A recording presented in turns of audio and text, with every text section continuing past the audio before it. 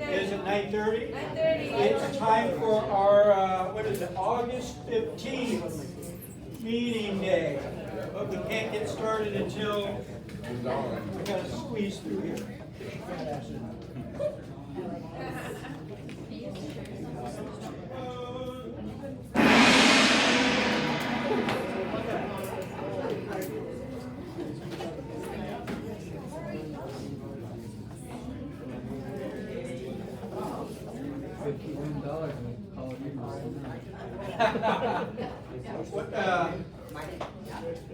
We'll talk.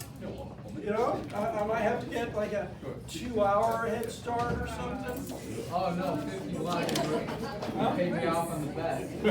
Second bet, I was gonna win. All right. Good morning, everybody. Good morning. Yeah, you're looking for the you're not on time, so you can't sign in. What do we have here? How many? 34.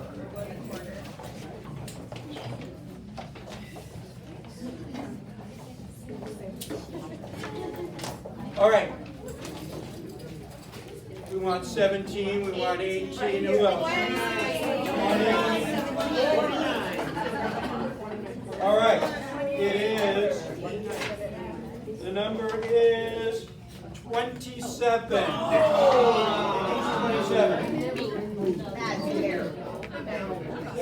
Tana.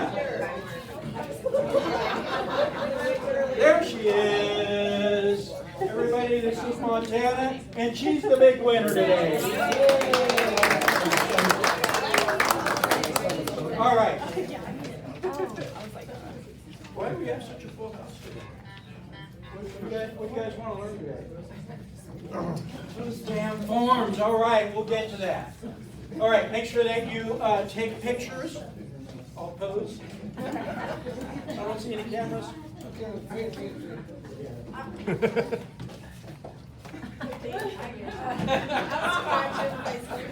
Make sure you check in on Facebook. Tag me, tag those around you. We have, I forgot his name. Come on up and introduce yourself. Aiden. So Aiden works with some agents out of our Green Valley office, and they were bragging about him and his photography skills and some of the things that he has to offer. So here's, you've got the clicker. Awesome. And he's the one who provided breakfast for us this morning. Yeah, so it's right around the corner if you guys have there's a few more bagels left.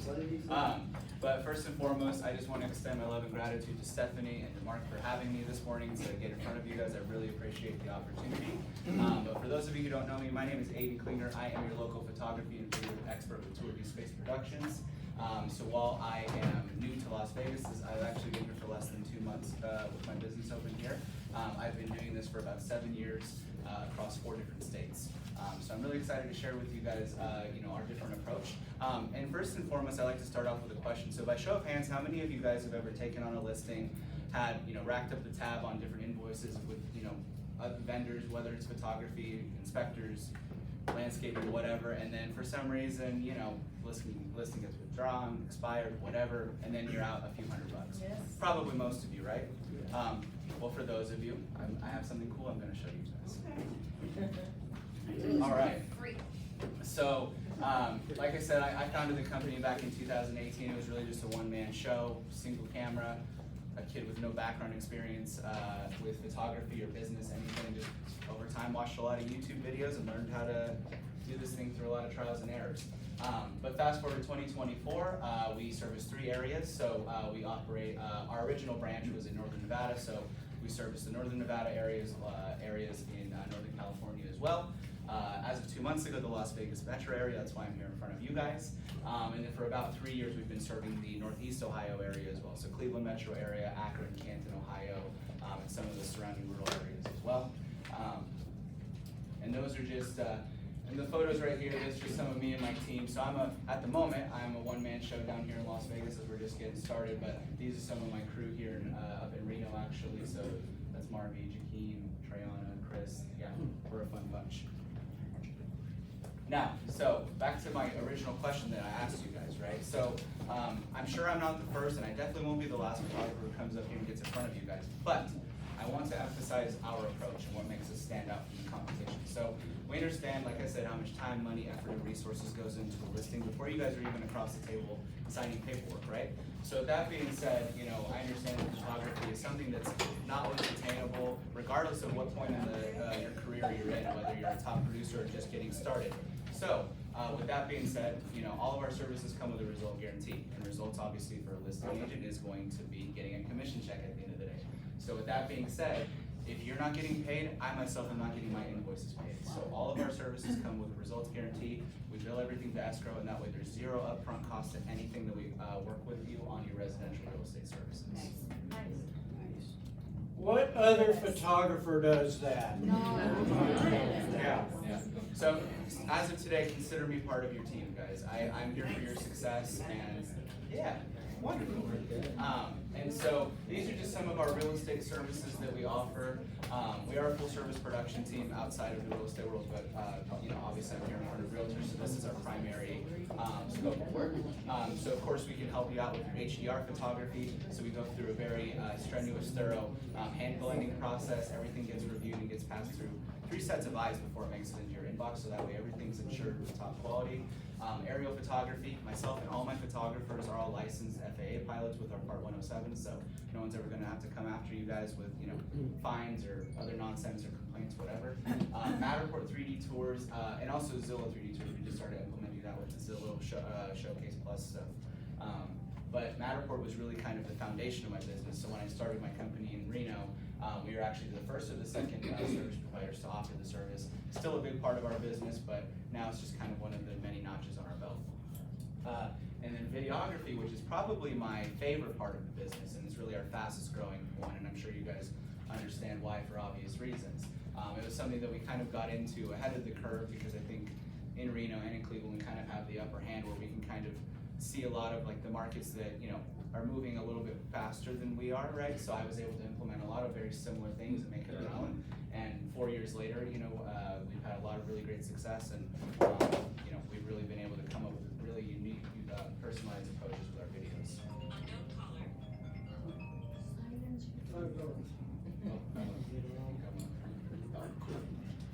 All right, so this is just an example of our video. I don't know if I can play it or not, but this was actually a listing that I did with Smadal and Isaac. They're a couple of agents at the Green Valley office. If we were to watch it, you'll see that really the first minute and a half has nothing to do with the property. So the house itself, we kind of understood that it was a so-so home. We were really selling the lifestyle and the actual experience of living in Lake Las Vegas, so that's really what we emphasized and focused on. And not to mention too, we were able to get them on camera first and foremost. So that way it's something they can utilize as not just for that one and done situation with their listing, they can use it as leverage for future listing appointments, they can use it for social media, of course, for brand and for their strategy to be able to basically, you know, the intention is to get more business besides just that one and done situation.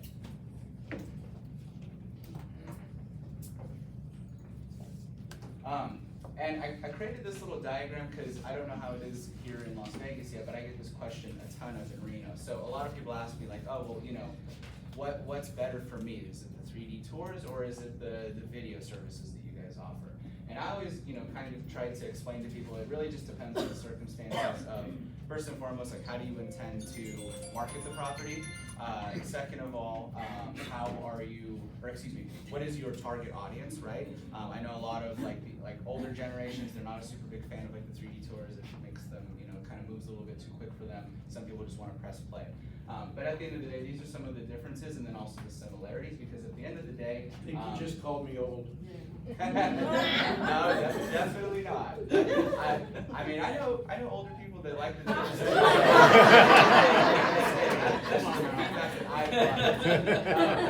but regardless, guys, they're both going to be a very great virtual detailed view of the property. It's easy to get that information across to your buyers. Both are going to be MLS friendly, and both will be beneficial to your listings.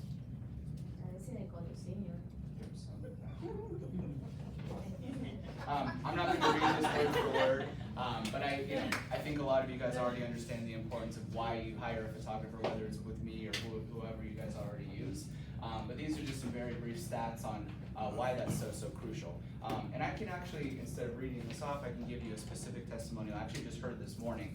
So I had a listing that I did with an agent over at EXP in the Green Valley Estates area, and it's been on the market for about 2 weeks.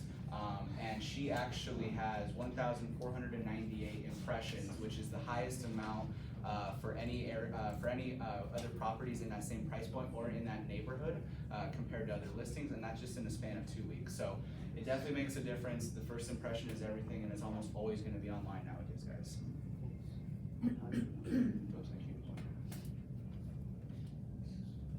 So that's all I had for today, guys. Thank you so much for the opportunity. I really appreciate it. I would love to be a resource and earn your guys' business. And if you guys mention this presentation when you reach out to us for your first photo shoot, you'll get 15% off with me. What's your pricing? Yeah, so great question. So we have a lot of different services to offer, like I mentioned in the previous slide, and I've got packages that include your bundle of like your photos with the choice of a 3D tour or a video. So the 3D tours and our videos are the same price. That's why I put that diagram up there, because it's really just preference on and how you intend to market the home. And then I've obviously got a la carte services and stuff as well. And you guys are probably thinking, oh, build to escrow, these prices are astronomical. That is not true, actually. We're very competitively priced with the other, charging up front, no incentive for results photographers here in town. So our basic interior exterior photography starts at just $265. Aerial photos are just an additional $105 on top of any other service too. Okay. All right, if you guys have any other questions, his brochures are on the tables, so reach out to him. And again, thank you for the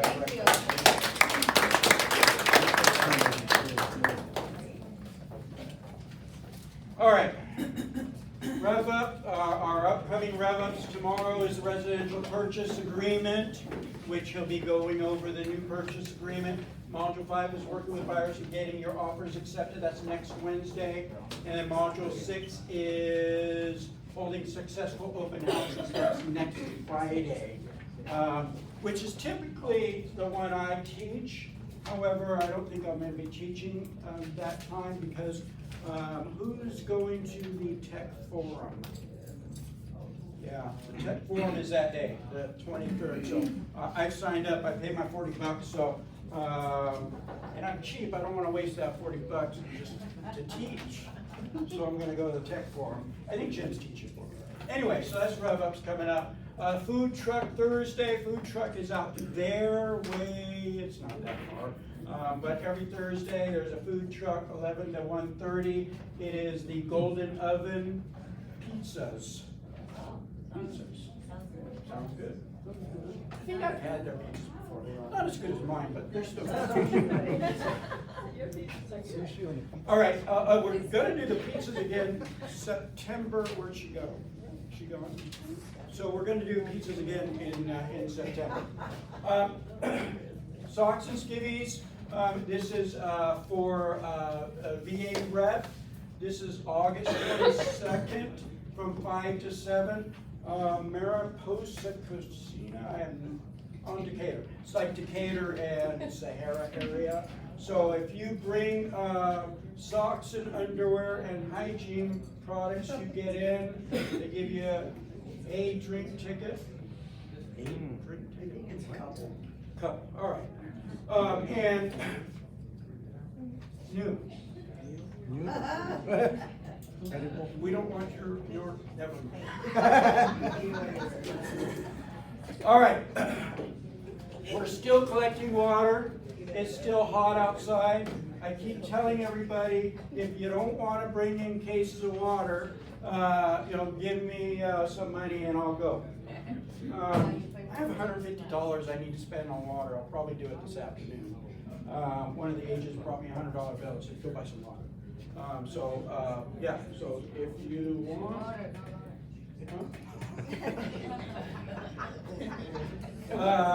Yeah, so bring water. All right, here are our stats. Listings going up again, 6,590.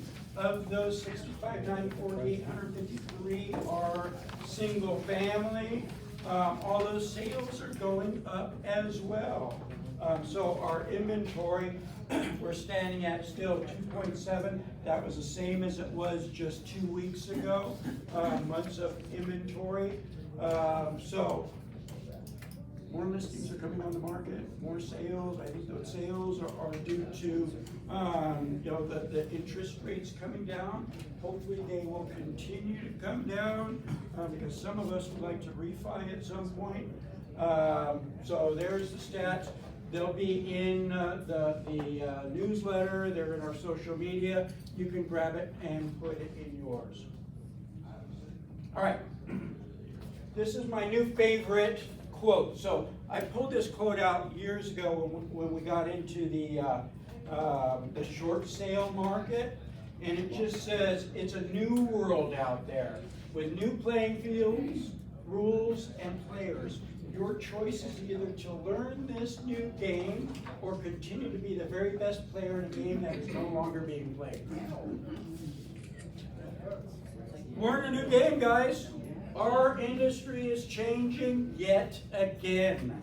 And it's changed some of you that have been in this industry for a while have seen some changes. Sure, this is the biggest change that we've had since I've been doing it for 29 years, but it's just a change. It's just changing the way we're doing business.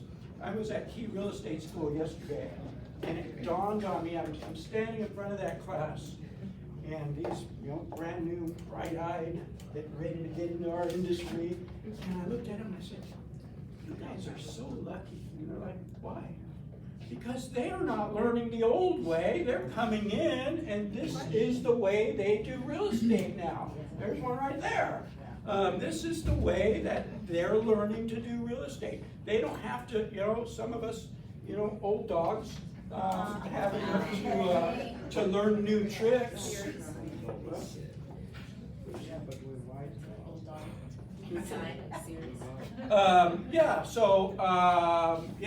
They're actually the lucky ones right now. They're just learning this new way that we're doing business. So what we're going to do is we're going to go in, all right, we go in here and I'm just going to pull up the forms. You all have the forms, right? So we're going to spend most of the time this morning on the buyer brokerage representation because that's the biggest change in our industry right now. Hey, Mark, do you have any other extras? Because I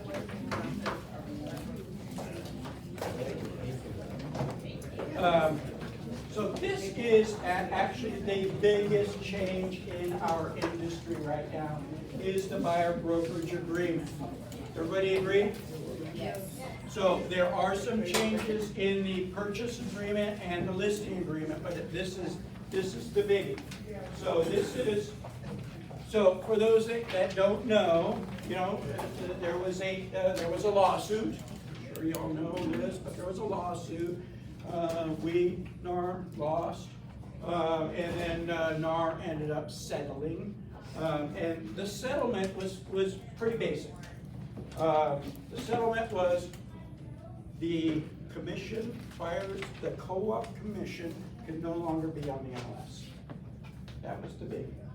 The other one is when you represent a buyer, before you take that buyer out to show homes, they need to sign a buyer brokerage agreement.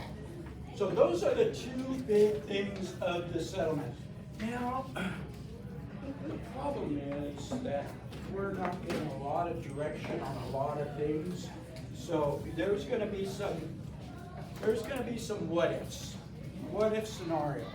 And I'll tell you what the answer is today, but next week it could be different. Next week, LFAR can come out and say, no, we're not doing that anymore. In addition, this form, guarantee it's changing.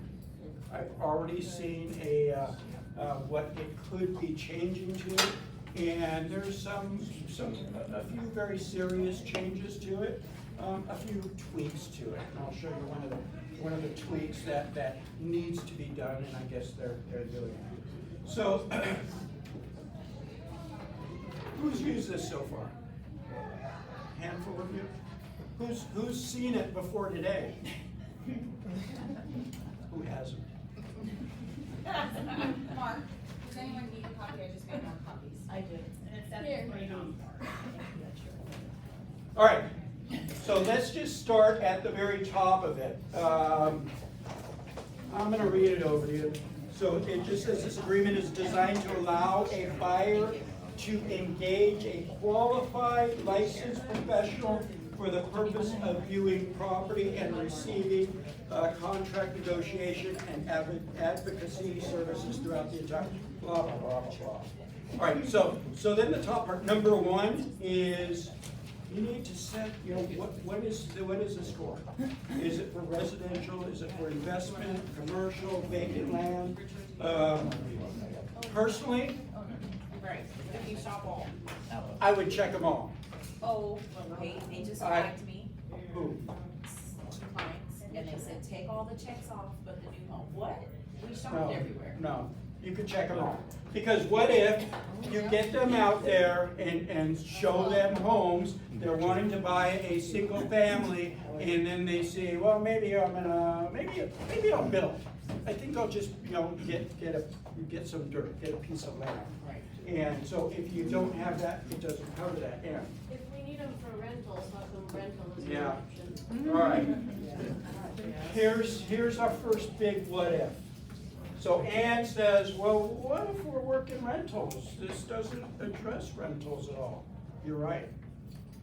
Wish I had an answer for you. But here's the answer, I've reached out to Elvar, and here's the answer that I was given is they're working on new forms, and not only new forms, but best practices for when you're working with renters and or landlords. So right now, just use this for now. Where can't you use other? And what if you wanna charge your buyer, more money, there's not as much, the transaction part you can put in there, but what if you wanna charge the buyer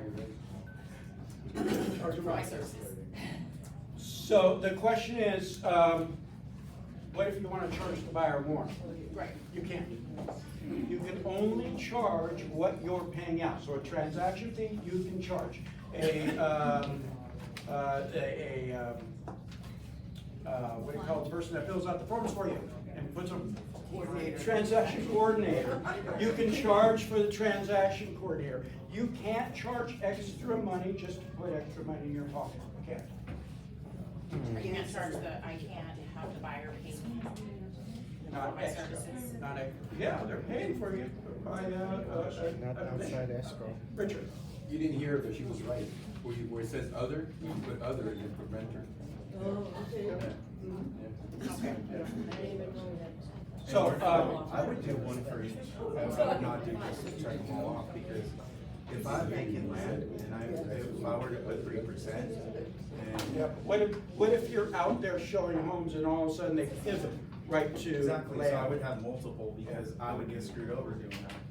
You won't, but if that makes you feel more I've had comfortable, clients you where can do they that. switch back and forth like you're saying, and I used to do the You're- BBAs back in the You're day. covered either way, but if that makes you feel more comfortable, then do it that way. Was there another question? Yeah, this doesn't cover the transaction fee. Is that- Yeah, so it does, and this is one of the changes they're making. You can see right here. See that little tiny line there? It's supposed to be that long. It is now. Yeah. The new one is? All right, so they have already released the new one? Yep. All right, New good. everything, the listing, the buyer, everything's new, All right, good. as of like 2 days ago.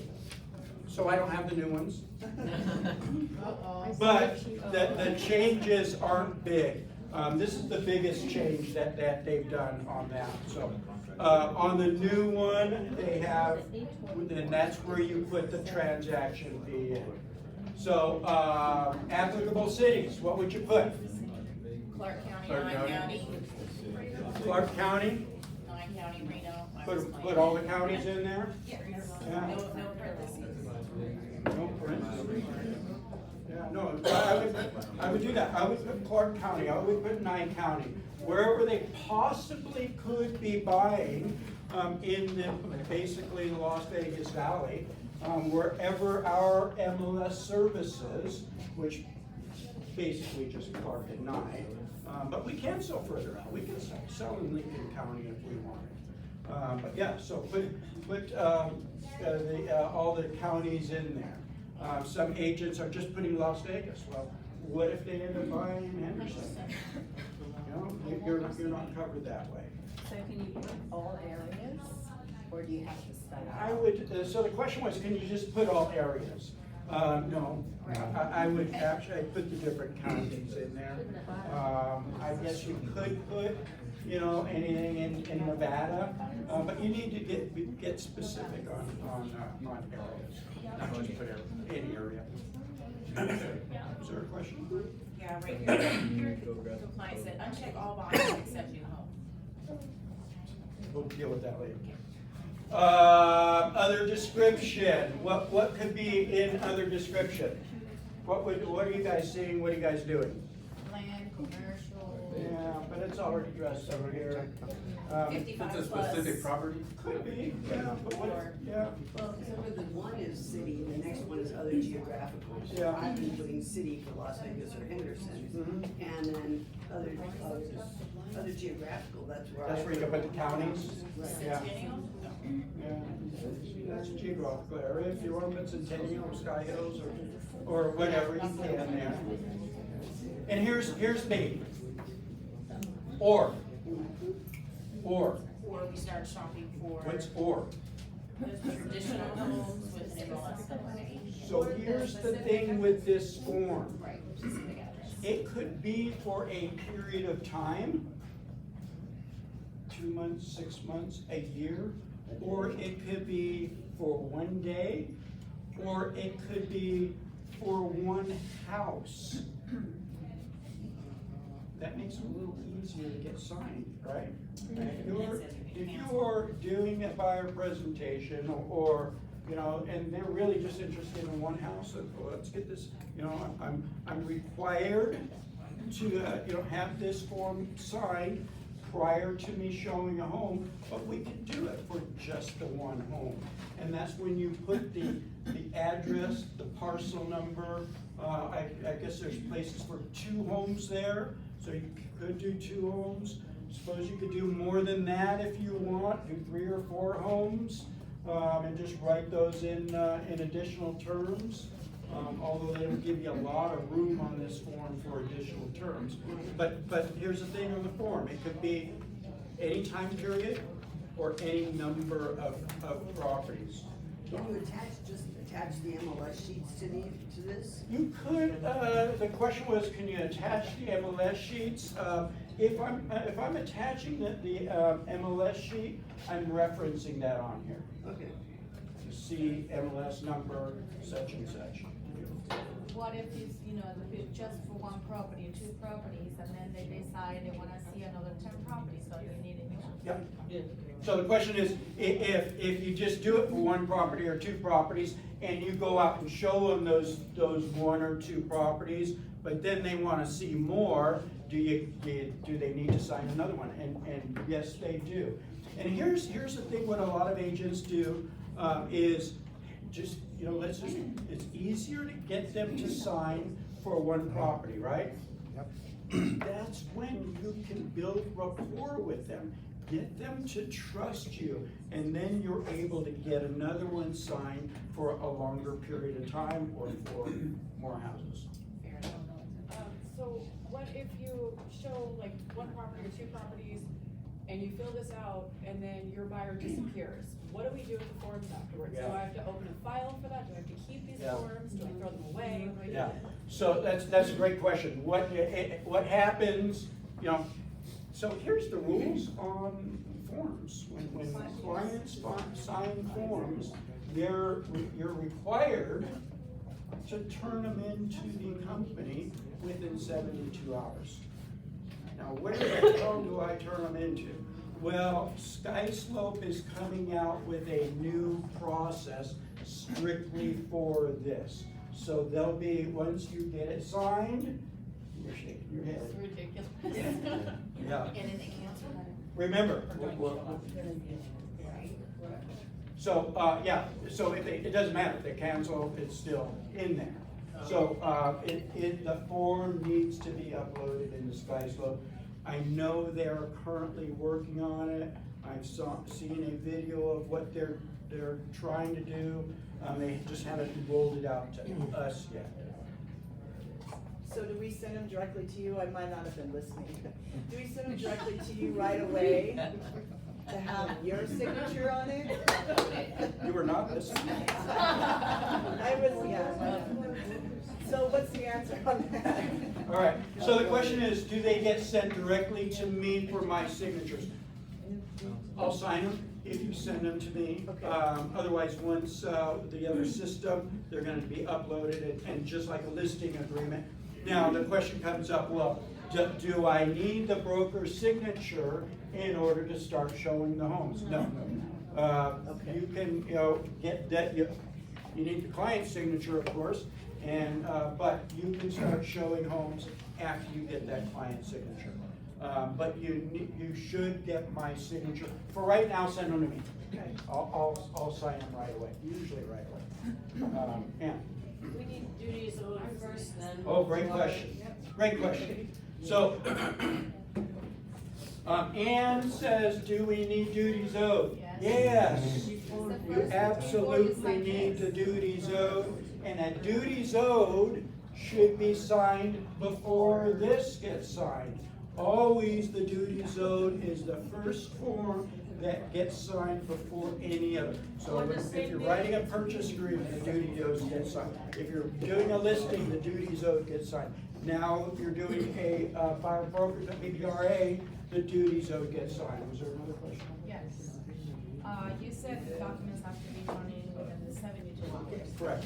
In my case, I use my TC. I've never opened the file, so TC does everything for me. But what if they delay, what happens to my file? Then fire that TC. I got hand signatures, and by the time I got to the office, they were like, oh, we wanna cancel because they didn't wanna lose their $1,200 mortgage. Okay. I don't know. No. You still need to upload. If your client has signed it, it still needs to get uploaded. Oh, man, they're really looking at that. Steph?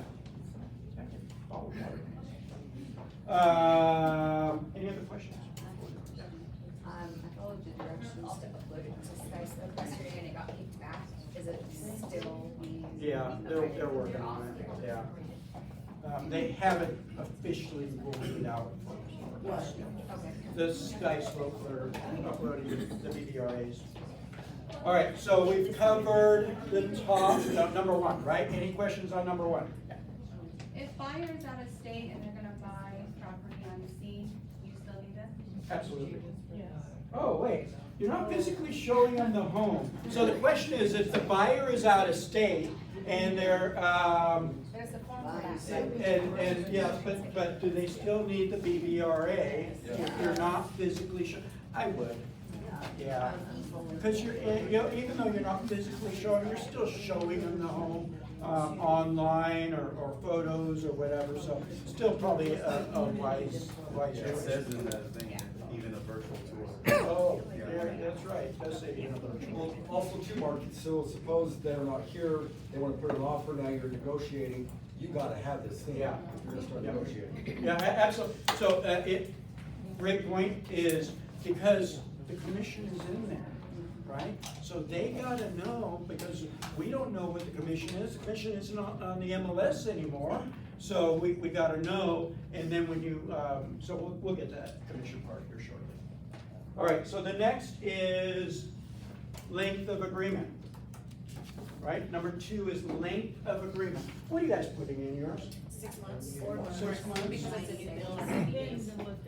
Who else? 6 months, most of you are putting 6 months. 12 months. 12 months, yeah. You can put whatever you want. Because it's canceled. You could put 6 months, you could put 12 months, you could put 1 month, you could put 1 day, you could put 1 week. There's no, nothing stating that you can't put anything else. You're awesome. Isn't she awesome? It is a race.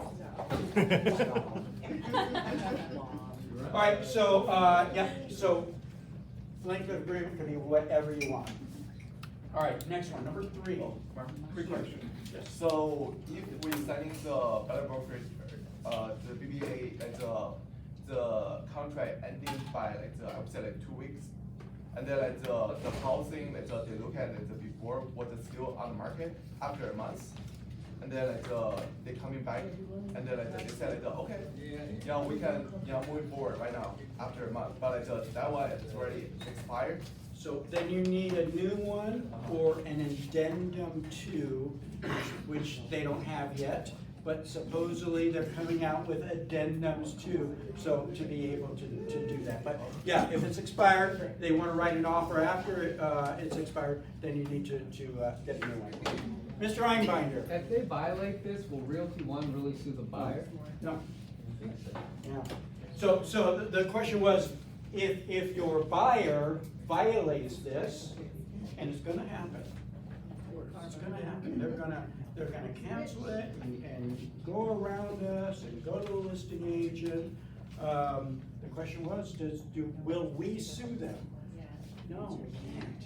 You know, if there's a, it's gonna cost us, $10,000, $15,000, $20,000 to sue over a $12,000 commission. Yeah, so we will, I will reach out and see what I could do to help you out. But here's the thing. It's really, really easy for the buyer to cancel this agreement. We'll get to that in a minute. Charlotte? Well, I was gonna say, now's the time that we should really tune into our intuition. And if you sense that somebody is not trustworthy or they are not valuing your services, then you probably should fire them before they hire you. So in essence, what she's saying is, we need to get really good at our buyer presentations, which we did just a couple weeks ago, as well as, be in tune.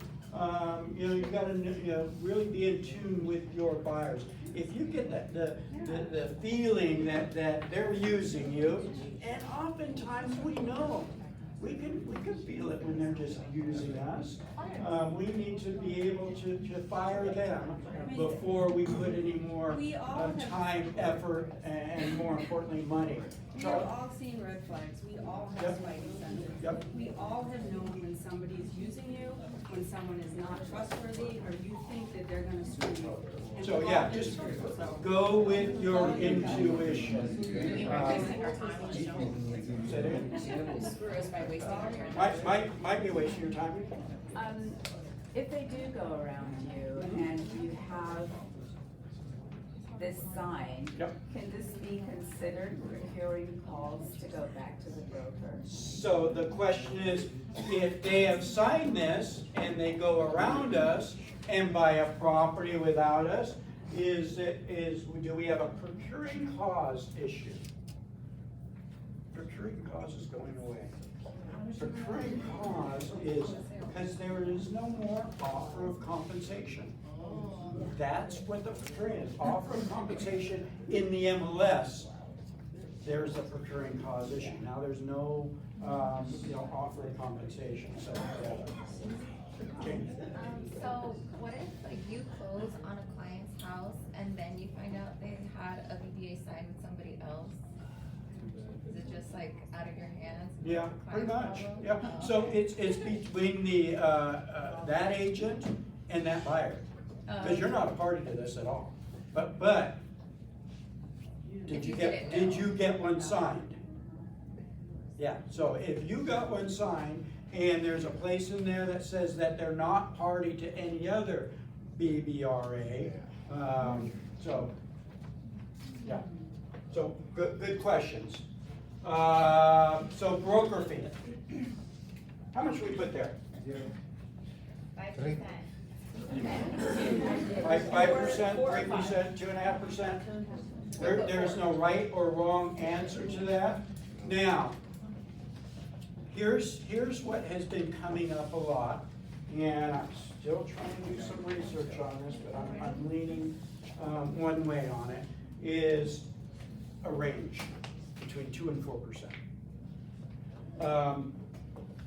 Most of what I'm reading says that you cannot do that. Yeah.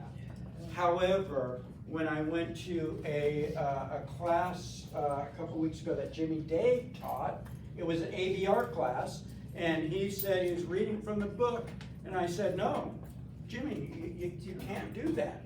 And he said, well, I'm reading from the book, it says you can. There's no clarity on that yet. As far as, so what some agents are doing, they'll put, 4% here, and then they'll say, in the agent, or in the additional terms, they'll say, if basically if we get 2%, I'll feel satisfied. So again, have not got clarity on whether that is allowable or not. I've reached out to Jimmy Daig on that, because I want him to show me where it says that it's okay to have a range. So hopefully we'll find out soon on that. Yes. So in the original, we're shopping around and then the buyer or the seller's offering 4%, then I write the offer, PDA, and I put 4% or 3%, so does it have to match? Does that make sense? Yeah, that makes a lot of sense. So here's the thing, and this is, everybody agrees on this, you can't take more than what's in that BVRA. If you put 3% here and you go to a new home and they say, we're paying 4%, you can't, now that extra percent, that's the buyer's money. What is that? In the buyer. Isn't that commission that they cannot show commission, they don't have this? What the LVR has said that we can't take, and NAR has said that it's in their rules, that we can't take more than what you put in that, the commission, on the DVRA.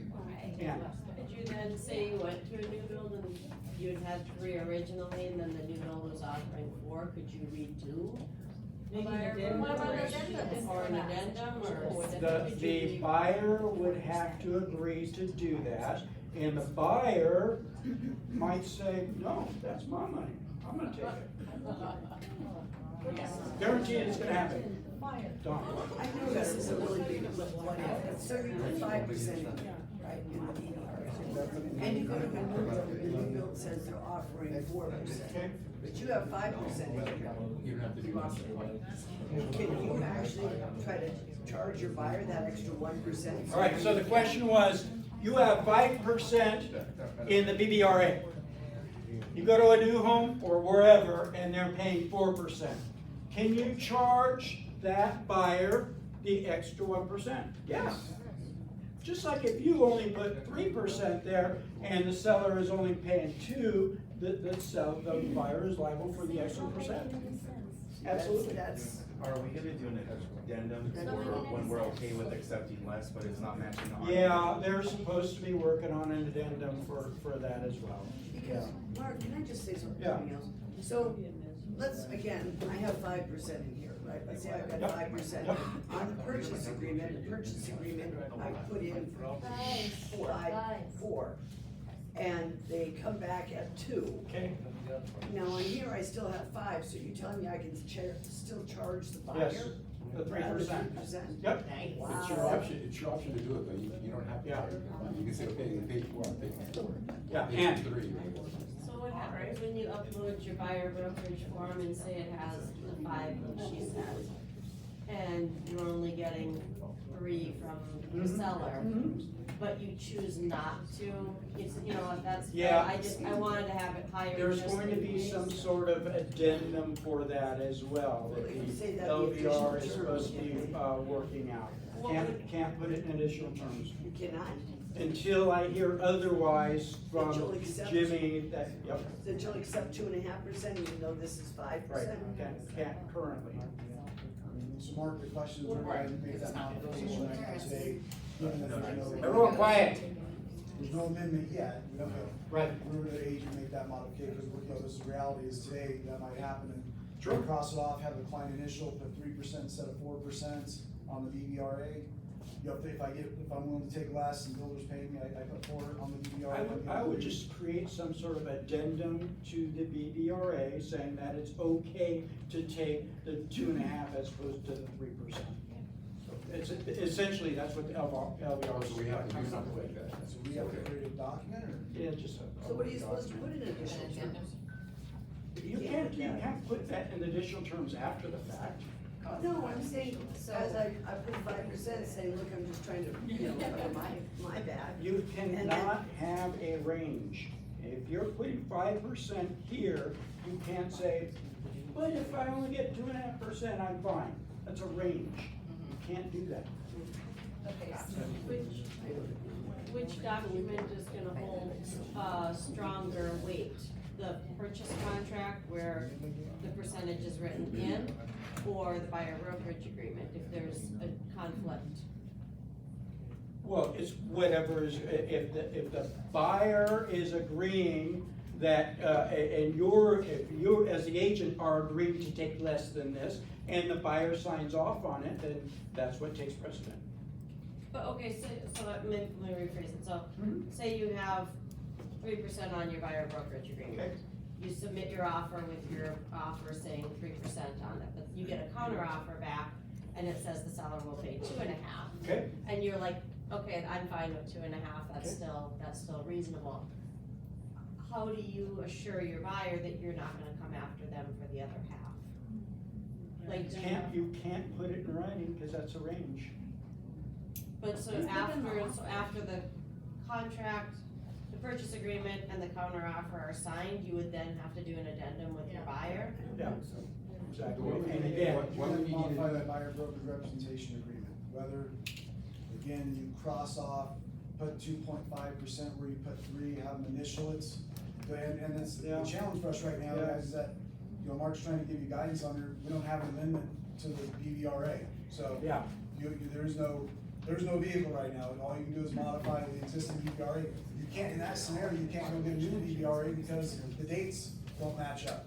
Right, then now you're gonna have a date passed when you showed the property, and if you were audited, that would be a challenge there, so. So I think that's a great thing, cross it out with the new number, have the buyer initial it. That's it. I need to come over this side. So an addendum. So if we were just to put, say, 3% in that spot, then can we put in the additional terms that, you know, that we agree, the buyer, that we agree that if the commission offered or negotiated is more or less, that we will revise? No, you can't have a range. But if we're not specifying a range, just that we will make a revision if it's different. Still a range. Back to like, if the new home, builder gives you. Hold on just a second. It says right in the agreement that you can't put something to the effect of, I will take whatever the seller is paying. It has to be a number. So if you change that on the additional terms, basically you're saying, I'll take whatever the seller is paying. It says in the actual settlement that you can't do So that. you can't say, I will not charge the buyer for the difference? No. You cannot say that. Sorry. That's okay. Back to new home sales, if the builder is paying 4% as opposed to 3%, and our buyer broker agreement with our buyer says we're paying 3%, if that 1% has to go back to the buyer, that commission is never for the buyer, it's always for the brokerage, correct? No, that's the old way of thinking. The old way of thinking is that co-op commission is the brokers. It's not. It's not now. It is the buyers. Because it says in there that the buyer is going to pay that commission and be offset by what the seller is going to pay. That's correct. Yeah, we're in a new world, remember, new world. So wait, can I just add on really quickly? Yep. So if the new home is giving you 3% and you have 3% in your BVA, that means you get 6%. No, because what the seller is paying is offsetting. Okay. Yeah. I'm by here. So, Say you get to the closing table, listen, I'll screw you, I'm not gonna pay you a dime, you can't hold up closing, can you? Yeah, so that actually came up in one of the classes, I think it was J.C. Melvin. Yeah, you get to, it's a, $500,000 home, and the buyer has agreed to be put 3% in the BDRA. The buyer has that money in case that the seller said, no, I'm not paying anything. So it's all, comes from the buyer, and the buyer's at the closing table and says, nah, I'm not gonna pay you. Can you hold up the closing? No. I already said no. No, you can't hold up the closing. Yeah, you're, I almost used the F word, you're kind of screwed. Even though it's part of the purchase agreement. Even though it's part of the purchase, at that point, it won't be part of the purchase agreement, but it is the DBRA. Okay, but if it's part of the purchase. You can't hold up the closing for that. But it's gonna be on the monthly disclosure, isn't it? Yeah. And then be able to file a mechanics lien. Like, I mean, if you're a contractor and you don't get paid to do a job, you can go down to the county and file a mechanics lien on title. Now, I'm not an attorney, so I can't say. Okay. How do you handle dealing with first-time buyers that are very limited on funds? So the question was, how are you handling first-time home buyers that have limited funds? All right, so let me put this in another way. So we're dealing with a first-time or any home buyer that has limited funds, right? And maybe they need closing costs, right? So we put that in the purchase agreement. Seller to pay 3% or $9,000 of buyer's closing costs, and you get a counter. And the counter says, no, we're not paying closing costs. You take that counter back to your buyer, and what do they say? I don't have the money. I can't do it, so I can't move forward. It's the exact same thing with the commissions. Exact same thing. So what do you put on the contract? Because the buyer doesn't have the money. So what do you? In the BBRA, you put whatever, 2%, 3%, whatever. But let them know, and you can pull up the purchase agreement that shows where you're going to ask the seller to cover those costs. Okay. Yep. Dave. Hey Mark, so let me ask you this, can we charge him pay for service? Can we do Like what? have it up front? No. So we can't accept advance fees, or anything like that. And here's why, and I reached out to Jan Hawley at the real estate division and asked this question. And here's his response was, if you're charging advance fees, those advance fees need to be put in a trust account, and you need to provide to the client a monthly accounting of where that money, you learned that in real estate school, didn't you? Yeah, where that money is going. First of all, we don't have a trust account. I'm pretty sure none of you do either. And so, the answer to that question is no advance fees. Oh, I failed the test, I haven't taken it 20. Aaron. So for most of builders, they pay based on base price, not purchase price. On the broker fee, only for like gross purchase price or profit, how we can adjust it. Because most builders only pay based on base price. Well, this doesn't mention It doesn't say purchase price. It's the So gross you purchase can, it price. says under number 3, it's gross. Oh, right. Good question. We need to change that. Yeah, maybe that's in one of the new changes, I'm not sure. The clarity again on the BB. So I put 4%, the builder's giving me 3. Yep. That 1%, I guess when we get to closing or title, I have to write an addendum. No, you let the escrow officer know and provide them with this. Okay. Yep. So we're gonna be providing the escrow officer with our BDRAs from now on. Okay, but what do we do with the clients, because they're gonna want that addendum? For what? For that difference in that 1% if we're accepting less. They have to agree to it. It's already in there. It's in there that. Or are you saying like if we cross it off, Like the builder. So what we're talking about is if the buyer is coming in with the extra 1%. It's, you know, okay. I don't understand how. I don't either. I don't understand how you can have this document signed, have the commission on the closing disclosure, and the buyer can come to the closing table and refuse to pay it, Yeah. and that'd be okay. Yeah. I- Yeah. Huh? I don't know either. Don't shoot the messenger. I just want to clarify something you said earlier. So, on the transaction fee, Yeah. before we can upcharge that, we cannot not do that anymore? No, you can only charge what What you're you're paying. actually paying. Transaction fee, transaction coordinator, whatever you're paying is all you can charge. And It's that's- always been that way. And does that go in this? Yeah, yep. Wait, but we still do the broker compensation form also. Yes, yep. And Absolutely. it changes depending on price, so. It can, yeah, so it's just kind of a guesstimate, because typically you know the price range that they're going to be in, but it can change. But if we So don't if put it- anything there, we still can do the buyer brokerage, Yeah, and then it's, so you can. yeah, fill but out- it's best to have it in there. You can fill out both boxes, Yeah. you can put 3% and the $600.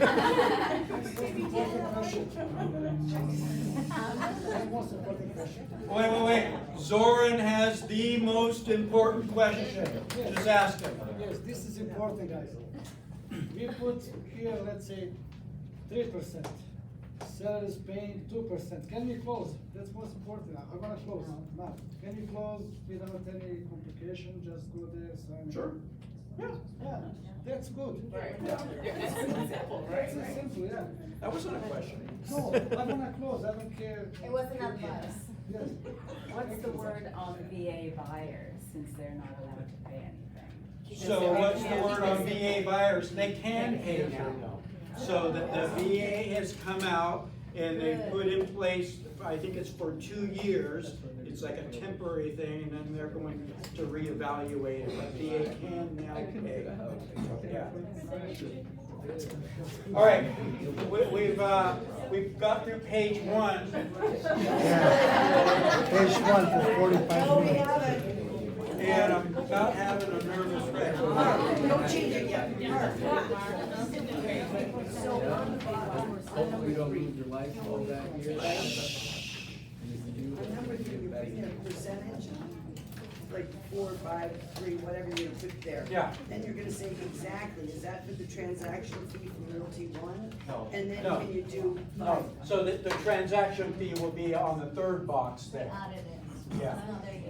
Now they do. Yeah. I guess the new one is out. Is VA allowed to pay transaction Yes. fees now? Yep. Yeah, but I was. Are you saying that they? Steven.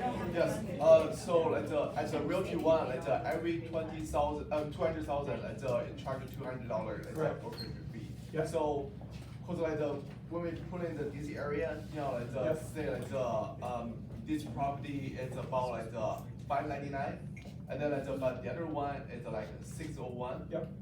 So, what number we should put on there? Cause this one only talk about the area. I would pick the larger number. Oh, we just put our number, Sure. like just say maximum, how much the person looking for, right? I have a video I used to land, for a new build. I was talking with no king, I did not put the transaction fee on there. When they added the, Yeah. still something on there. Yep. Okay. All right, next page. So that time. Hey, Mark, last question, Mark. Wait. Last question for the whole class? For the whole class. So the VA, VA, let's say if I have VA buyer, right? you have a VA buyer, They don't have any money. they don't have any money. I know you explained, but I didn't hear. How would you deal with that? So, just like any buyer that doesn't have any money, just like an FHA buyer or a conventional buyer, so you're gonna put whatever amount here, you're going to ask the seller to pay that, If they say no, then it's the buyer's decision to move on, or, you know, reach into their mattress and pull out some mattress money, or get money from their, you know, parents or whatever. So just like anything. Just like closing costs too. If you write an offer for a VA buyer and ask for, you know, $10,000 closing costs, the seller comes back and says no, then the VA buyer has a decision to make at that time. Are you saying Same thing. Are you saying that change for VA means that they will finance those fees? They can't. No, it's not finance. They can pay. They can pay. They can pay. Out of their own pocket.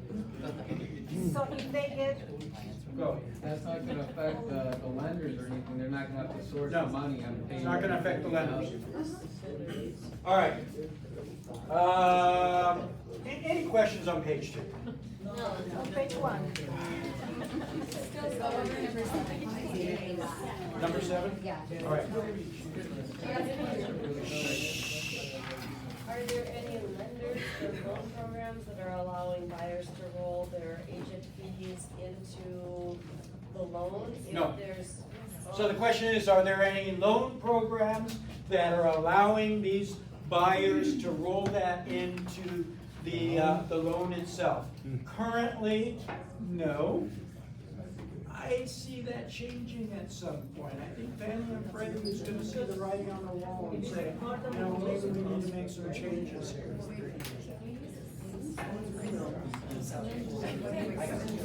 So if my home buyer is asking for $10,000 closing costs. Yep.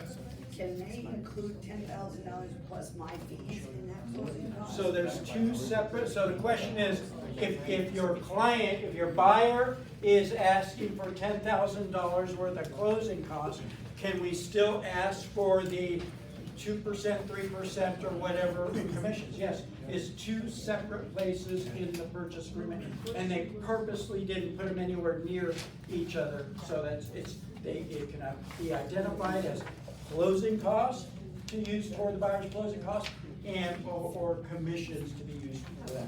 And Is that also, because I know with some loan programs, the seller can only contribute so much towards the buyer's costs? Is this now? this is This is not part of that. It's not. Right. Yep. Fannie and Freddie has come out and said that. Same with VA and FHA? Yeah. Yep. I have a question on page 2, and number 7. It would seem that you would not want to work with a buyer that has multiple brokerage agreements. Yeah. Because it says you can put the number. Yeah, so let's look at number 7, because that is so you're asking the buyer if they have any other. Remember, I think the question came up, Jane asked the question, you know, what happens if they're in, so you're asking them right here if they have any other buyer brokerage agreements that they are a party to. And if they are, then basically, and the new one has, this is an exclusive or non-exclusive, so there's two different now. But if it's non-exclusive, you can still, and this is a business decision that you will need to make whether you want to work with this buyer. If the buyer is just like, I just want you to show me this one home, okay, then that's fine. If they're in another agreement for another home, that's fine. So that's where this is used. What? So you put 0 or 0? You ask the buyer if they're in any other agreements, and you put whatever they tell you. So it could be 0, it could be 1, it could be 6 or 7. But I thought it was us. No, it's the buyer. You ask the buyer. Why would you work with someone who has no second initial that? I mean, I don't, why would you do? Again, if that buyer, if you have an agreement for one home, you can show them that one home and sell that one home to them. They may have other agreements with other agents for single homes as well. It's possible. And So, like, on our listing agreements, it says exclusive authorization. As the buyer, it just says buyer brokerage representation. that's changing. So how do you know? It's changing. It's going to be in either form. In the new form. So there's gonna be a separate one that's exclusive and non-exclusive? The buyer would be able, you'd be able to send the buyer back to the other agent for him to, in writing, cancel that, buyer representation, so he can sign one with you. Good. So they can sign non-exclusive Yes. agreements with Multiple everybody. agents, multiple agents. One house. Only one agreement for one house, though. They can't have multiple agreements for one house. That But would if be a they have nightmare. but if they're non-exclusive, and, you know, they went to see the house and me tomorrow and go see it with her, on Sunday, where are we? It's whoever is able to write that off. Yeah. Yeah. So if somebody walks into. We're in a new world, folks. If somebody walks into an open house, Yeah.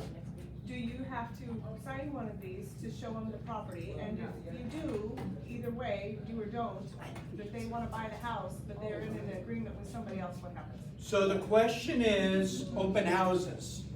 So it's the BBRA is not a requirement if they come into your open house. Not a requirement.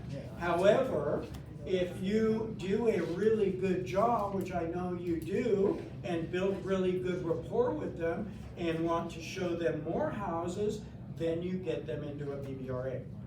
What if they're interested in that house, but they're in a? Then, well, if they're, so the question is, what if they're interested in the house that you're holding open, but they have a BBRA with another agent? Who's not with? Is it exclusive or not exclusive? Transparency. Depends.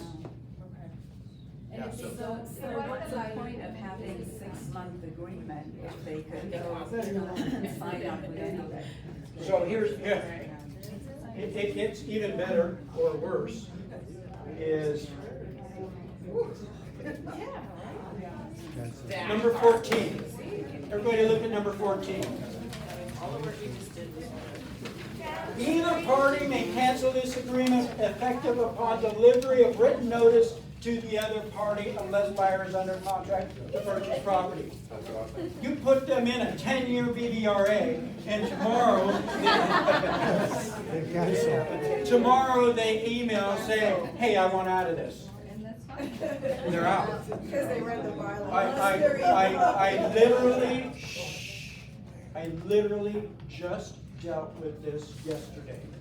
One of the agent's clients emailed me saying, hey, I want to be released from the BBRA. I said, okay. I have no other choice. But unless they're in contract. Unless they're under contract to purchase a property. Right. But what if you showed them that house during that time that they paid, you find out 2 days later they're buying that property? That's why you have to. You're screwed. Yeah. It's very similar. Put this in order now. All right. So. Question. What?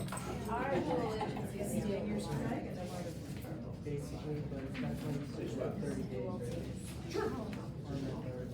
The question is, do we still have what was formerly known as dual agency? Yes, you can still, and it's your business. You need to make that business decision. Some agents aren't comfortable doing, dual agency or representing both parties, and that's okay. It's whatever. And this is what's going to happen, folks. And it's going to happen. Buyers are going to cancel these agreements and go right around you and go right to the seller. It's going to happen. Occasionally, it still happens, all right? It already happened. Yeah. So, I mean, it's not like. Yeah.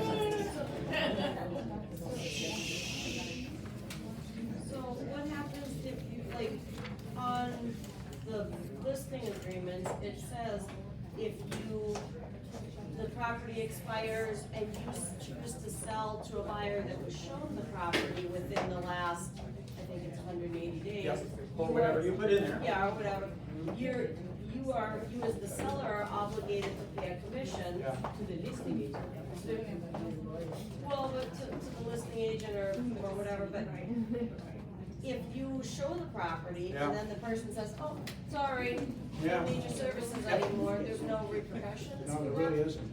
It really isn't. I mean, we can't go after them. I mean, here's one thing that I have seen agents do, and I actually did it one time years ago, is I went after a client in small claims court. You know, and I won it.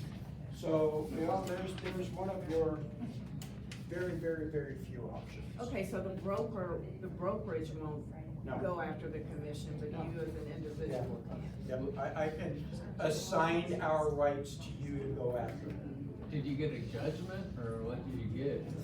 Got a judgment, yeah. And it took forever to collect on it. All right. Next, listing agreement. Buyer broker. Let's, we got it. How about you? He has a question, forever. I was just saying that, it doesn't sound like this is a binding document, so what is the purpose of it if it's not binding?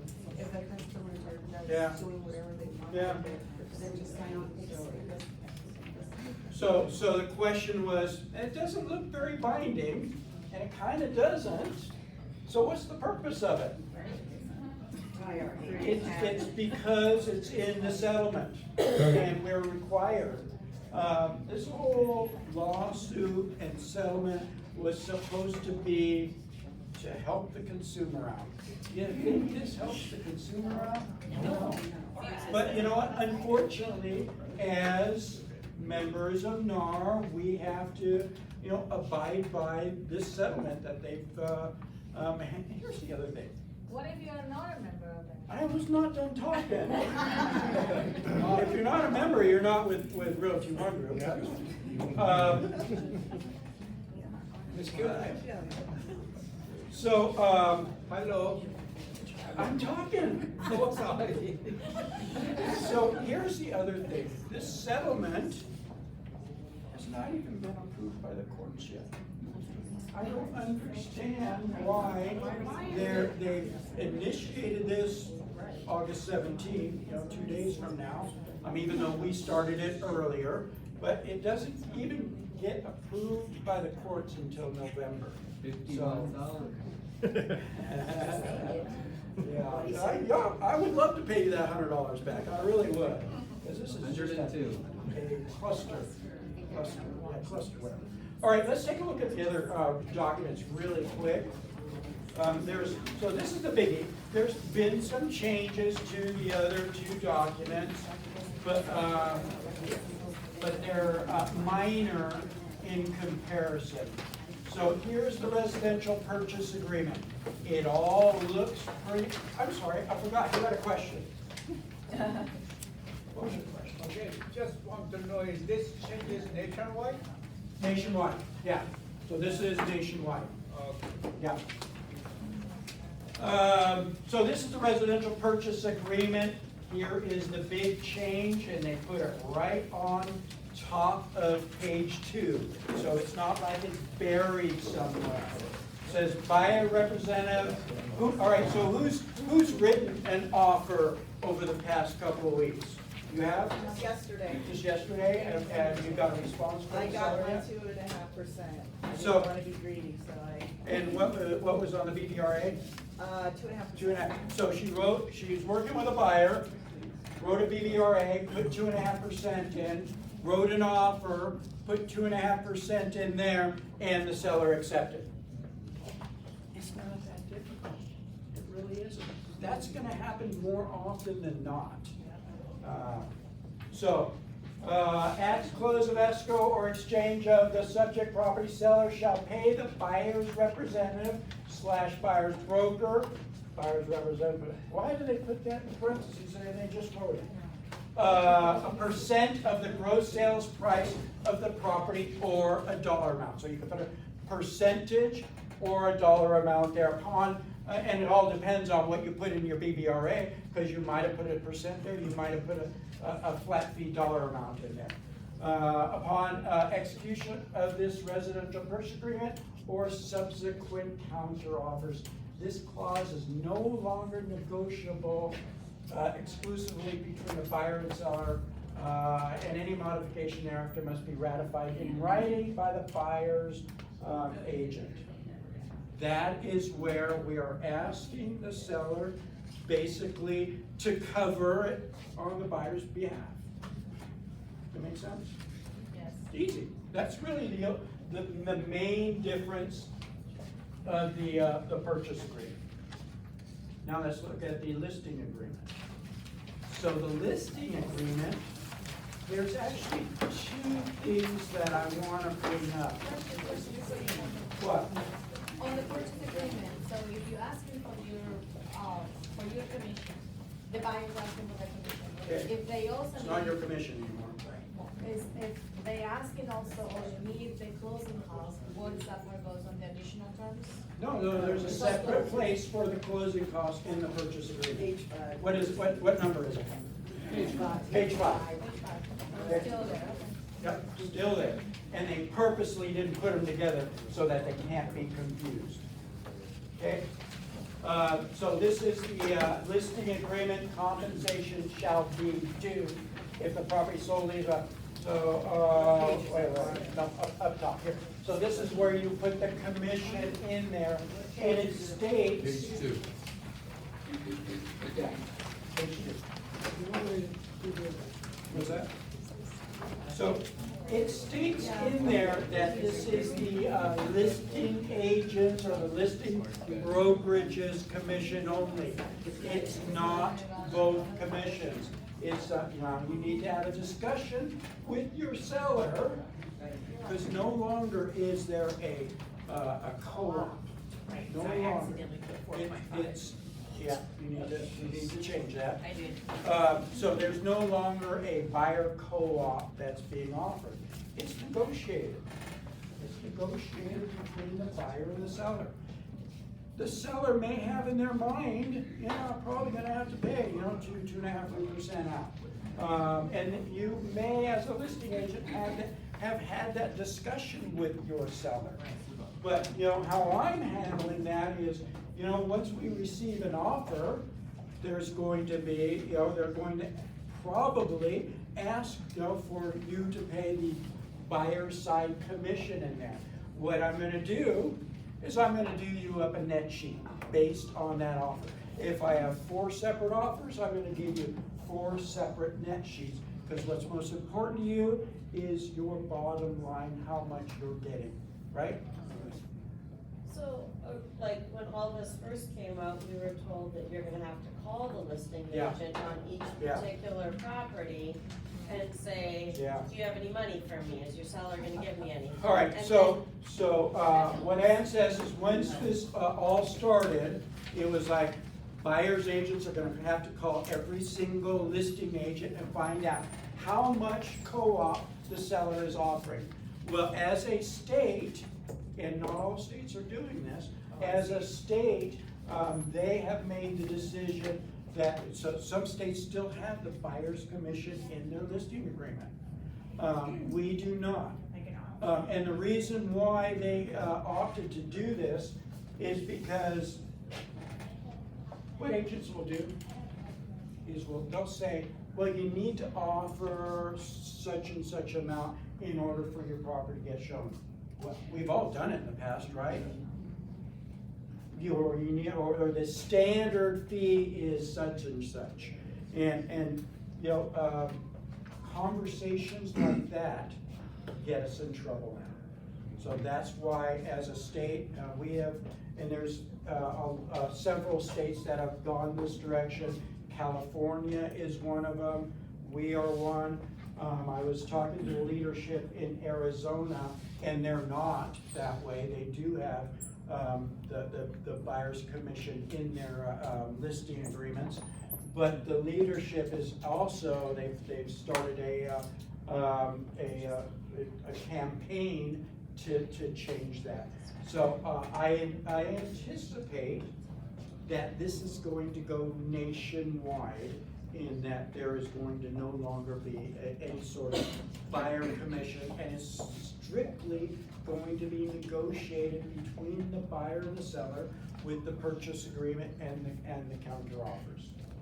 I absolutely see it So the going that seller way can't say- nationwide, but it's already that way here. Yeah, okay, how much we put there, what percentage? That's your percentage. Like, just for us? So, yeah. Yeah, well, let me ask differently. Can we pay buyer agent commission from our No. commission? No, no. This is strictly the selling side, the listing side, I should say, strictly. Okay, let's say we put 3%. Yep. The seller later doesn't wanna pay buyer's broker, Yep. and they're gonna cancel. Who's gonna cancel it? The Buyer. might, It's not gonna might, pay. or the buyer could have money to pay the buyer's agent's commission. So the seller's agent can't, if I call her, is there any buyer's agent compensation? She can't say 0303, or whatever. They can't, so me as a listing agent, they call me and then they ask what they're. But, all right, so maybe the seller told you, yeah, you know, I'm good, I'll pay 2.5%. But what if an offer comes in and it's low? Are they still gonna wanna pay the same amount? Or maybe an offer comes in and they're only asking for 2%. You know, so that's why it's negotiated between the buyer and seller and offer, counter offer. Yeah. So on the listing, thing, the compensation broker, if we now have to check the percentage box of a commission that we want from our buyer and the box to check for the, like the Realty One fees, do we have to do likewise on the purchase agreement? We've never done it that way. So if you put in 2.5% and 3% for your listing commission, do you then have to check and then put in the amount for the Realty One group fees as well, or is that still handled through that separate form? Separate form. Yeah. It's on the purchase agreement. It is on the purchase agreement, but she's saying it's not on the listing agreement. Well, there's. You said it. Yes, it is. Oh, yeah, right there. Yeah. Yeah, and the dollar amount, yeah. Same. But then will we need that, will we still need the Realty One group form then showing? Yep.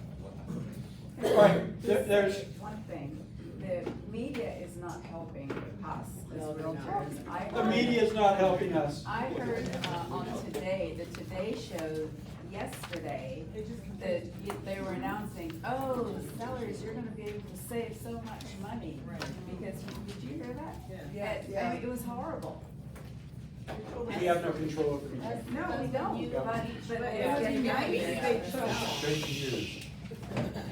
What do you do with the listing that you already have prior to this one coming out, and this has the seller paying a co-op to the buyer's agent? So there was an addendum that was sent out to everybody, that you get your seller to sign, and it explains the whole situation, and then it changes the commission to whatever the listing side commission is. What is that form? About 2 weeks ago. Do as of today. A listing addendum form. Amendment, is that Yeah. for rentals too? It's a listing amendment. Does it pertain to rentals too? Yeah, I'd say it does. Yeah. All right, one last thing. I want to show you a change that has been made in, where is it? I think it's in both agreements, but,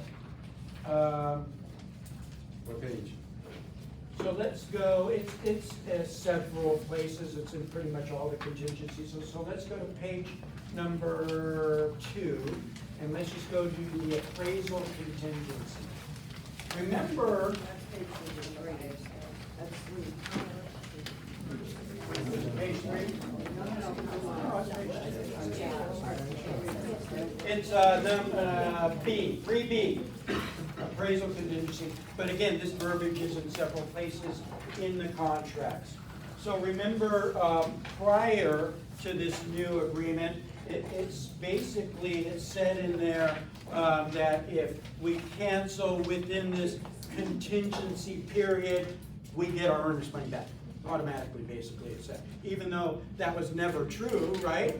because it would always require signature by both the buyer and seller, but that's not what it said.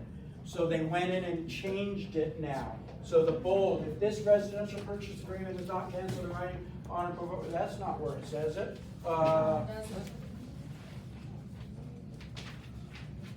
Maybe it's in the listing.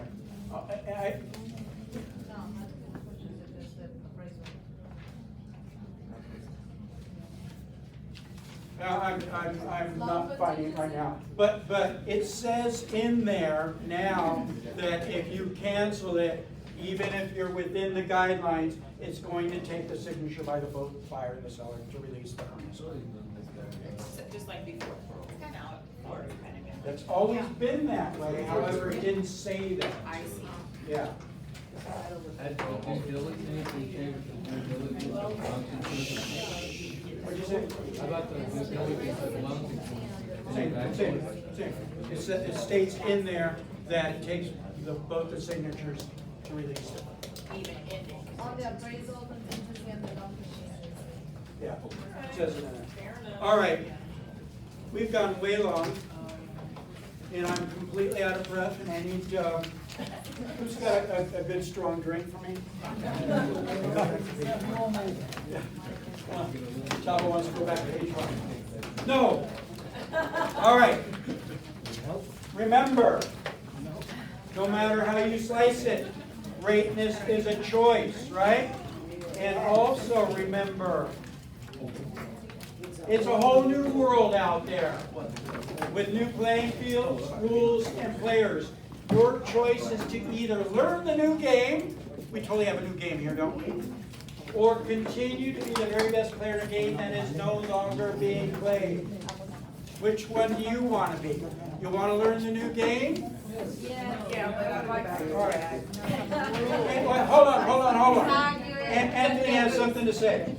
Hi everyone, I don't know if you guys all know me. I'm the new rock title rep here in the Southwest office. I just, with all this, new changes in the gray area, now it's more important than ever to show your value as a buyer's agent.